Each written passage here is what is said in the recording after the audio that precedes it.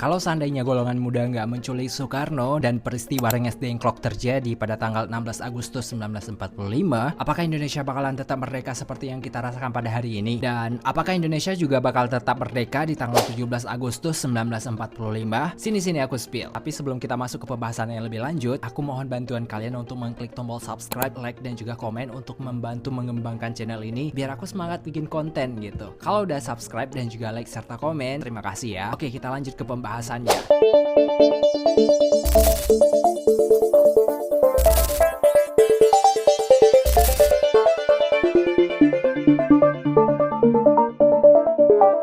Anyway, penjajahan yang dilakukan oleh Belanda sekitaran 350 tahun itu benar-benar membuat seluruh budaya Indonesia tuh kayak terasa terjajah semua. Bahkan dari kalangan manapun merasakan kejamnya penjajahan kala itu. Sebenarnya 350 tahun dijajah Belanda, ada beberapa pendapat penduduk yang mengatakan nih kalau sebenarnya 350 tahun dijajah Belanda tuh nggak ada apa-apanya dibandingkan dengan 3,5 tahun dijajah oleh Jepang. Artinya bisa disimpulkan bahwa Belanda itu lebih soft dalam hal penjajahan dibandingkan dengan Jepang, yang mungkin agak sedikit lebih anarkis dan juga barbar ya. Tapi tetap aja yang namanya penjajahan itu benar-benar nggak bisa ditoleransi. Sama aja mereka tuh mengambil yang namanya sumber daya manusia kita, mengambil sumber daya alam kita, merampas segala kekayaan Indonesia, sampai pada akhirnya kita tuh cuma tinggal kerak-kerak bumi doang, kayak remahan rengginang yang tersisa-sisa gitu. Nah, hal ini tuh yang ditentang oleh Undang-Undang Dasar 1945. Setelah 350 tahun dijajah oleh Belanda, akhirnya di tahun 1942 Indonesia tuh kedatangan tamu baru. Jadi kalau bisa dibilang kayak kata pepatah mengatakan bahwa lepas dari mulut harimau jatuhnya ke mulut singa. Artinya lepas dari penjajahan Belanda yang benar-benar kayak mengikat banget segala peraturan kerja rodi, paksa dan sebagainya, jatuh lagi ke penjajahan Jepang yang benar-benar strike, di mana hal ini tuh berlangsung dari tahun 1942 sampai dengan 1945. Di sini topik pembicaraan kita bakalan kita mulai. Di mana tahun 1945 tuh nggak hanya ditandai sebagai salah satu tahun paling bersejarah Republik Indonesia, tapi juga sebagai salah satu titik puncak dari Perang Dunia Kedua.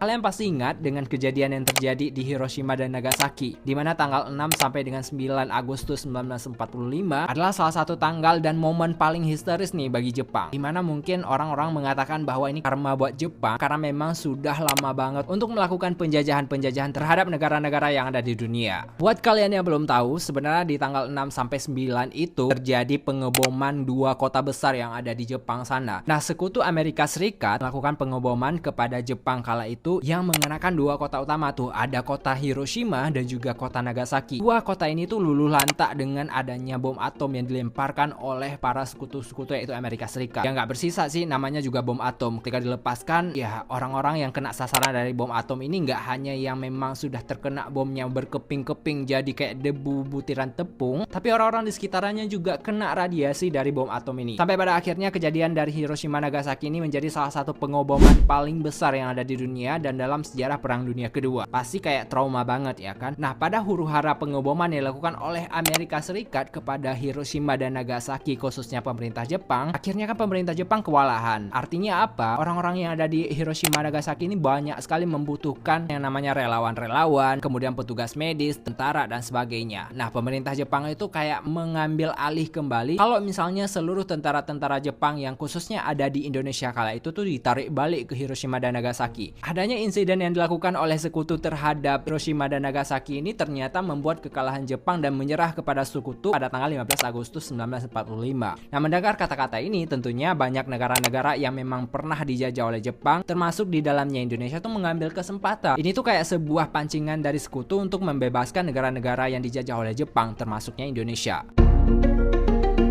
Mendengar kata-kata bahwa Hiroshima dan juga Nagasaki yang benar-benar luluh lantak akibat adanya pengeboman yang dilakukan oleh sekutu, akhirnya golongan-golongan muda tuh muncul inisiatif untuk mendesak dari Presiden Soekarno dan juga Muhammad Hatta untuk segera mengumandangkan yang namanya Proklamasi Kemerdekaan Republik Indonesia. Ini tuh udah waktunya untuk kita merdeka. Jangan lagi tunggu-tunggu yang namanya pemerintahan Jepang lah, apalah tetek bengek lah pokoknya. Nah, pada saat itu golongan tua tuh merasa kayak kita udah dijanjikan untuk bisa merdeka loh. Bagian kita udah dibentuk yang namanya BPUPKI atau Badan Penyelidik Usaha-Usaha Kemerdekaan Republik Indonesia. Kita nggak boleh ingkar janji kepada Jepang. Jadi orang-orang muda ini bilang, Jepang ini siapa? Mereka tuh udah menjajah kita selama 3,5 tahun. Kalian nggak merasakan apa penderitaan yang dirasakan oleh rakyat-rakyat yang ada di Indonesia oleh Jepang gitu. Nah pada akhirnya orang-orang muda ini berselisih paham dengan golongan-golongan tua. Akhirnya muncullah beberapa inisiatif yang agak sedikit ngeri juga ya kalau dibandingkan orang-orang zaman dulu. Nekat aliasnya. Mereka mencoba untuk mengasingkan Presiden Soekarno dan juga Muhammad Hatta yang kala itu tuh menjadi tonggak dari proklamasi kemerdekaan Republik Indonesia kala itu. Nah tujuan pengasingan dilakukannya adalah untuk bisa membebaskan Presiden Soekarno dari gangguan orang-orang Jepang dan pemikiran-pemikiran Jepang itu pokoknya. Nah pada akhirnya pada tanggal 16 Agustus terjadilah sebuah peristiwa yang dikenal dengan peristiwa Rengas Dengklok. Atau mungkin kalian pernah dengar peristiwa penculikan Presiden Soekarno yang kala itu tuh belum menjadi presiden tetapi menjadi salah satu tokoh penting untuk kemerdekaan Republik Indonesia. Nah golongan-golongan muda tuh dengan makin lancarnya melaksanakan aksi dan misinya karena memang didukung oleh anak emasnya Soekarno yaitu Wikana. Jadi memang udah ada jalannya gitu untuk menculik Soekarno. Tapi penculikan yang dilakukan oleh golongan muda ini bukan penculikan kayak orang-orang di film-film sinetron gitu. Mereka tuh kayak mengamankan aja biar pikiran dari Soekarno ini agak fresh, agak dicuci otak lagi para penjajah Jepang ini. Nah akhirnya pada tanggal segitu terjadilah huru-hara antara golongan-golongan tua dan juga golongan-golongan muda. Karena memang Presiden Soekarno dengan Muhammad Hatta nggak bisa dihubungi sama sekali. Wah gawat ini, bakalan terjadi sesuatu. Akhirnya cari tahulah orang-orang golongan tua ini. Akhirnya ketahuan bahwa golongan muda lah yang mengamankan dari Presiden Soekarno ke Rengas Dengklok. Nah terjadi di sini perselisihan paham yang membuat kayak cekcok sedikit lah ya antara golongan-golongan tua dan juga golongan muda. Alhasil ditemukan sebuah kesepakatan bahwa oke, boleh Presiden Soekarno bisa kita kembalikan lagi ke pihak golongan tua dengan catatan bahwa proklamasi kemerdekaan Republik Indonesia itu harus segera dilaksanakan. Kalau perlu malam ini terus kita laksanakan. Nggak boleh ditunda-tunda lagi. Ini kesempatan untuk kita terbebas dari penjajahan bala itu.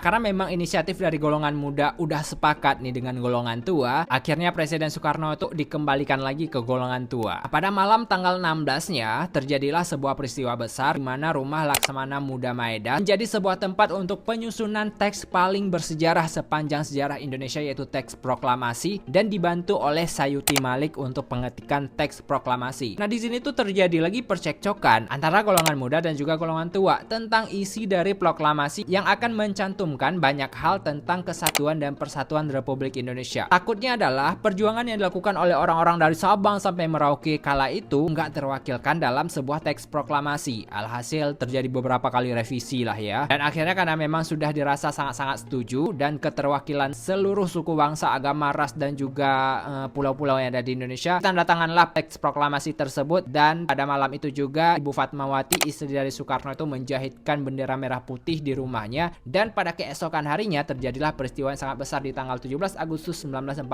tepatnya pada hari Jumat jam 10 pagi. Dimana kala itu sebenarnya proklamasi pengen dilaksanakan di lapangan terbuka dan disaksikan oleh banyak masyarakat Indonesia kala itu. Akan tetapi karena memang tentara Nica dan juga tentara Jepang saat itu masih berkeliaran, ada beberapa yang ditinggalkan di Indonesia dan nggak pulang ke Jepang. Alhasil peristiwa ini itu dipindahkan ke sebuah rumah yaitu rumah dari Presiden Soekarno di Jalan Pegangsaan Timur. Dan pada hari Jumat itulah Jumat Keramat di mana paling momen bersejarah Republik Indonesia dibacakanlah proklamasi di depan orang-orang dan juga dikibarkan bendera merah putih untuk pertama kalinya.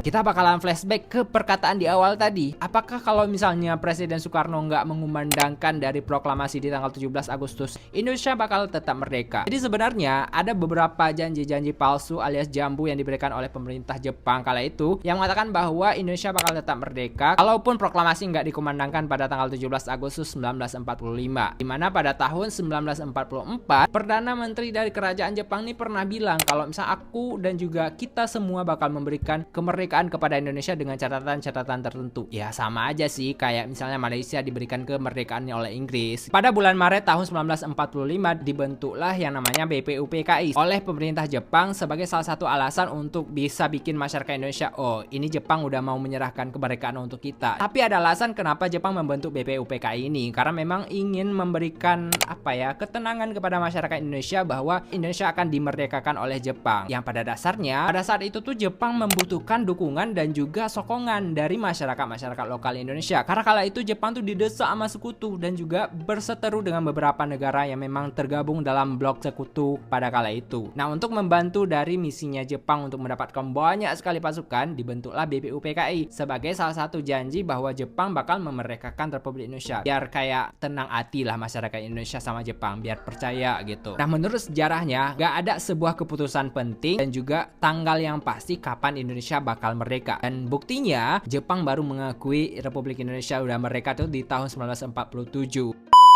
Itulah beberapa pembahasan tentang kemerdekaan Republik Indonesia. Kalau kalian suka dengan channel ini, jangan lupa untuk mengklik tombol like, subscribe, dan juga komen ya.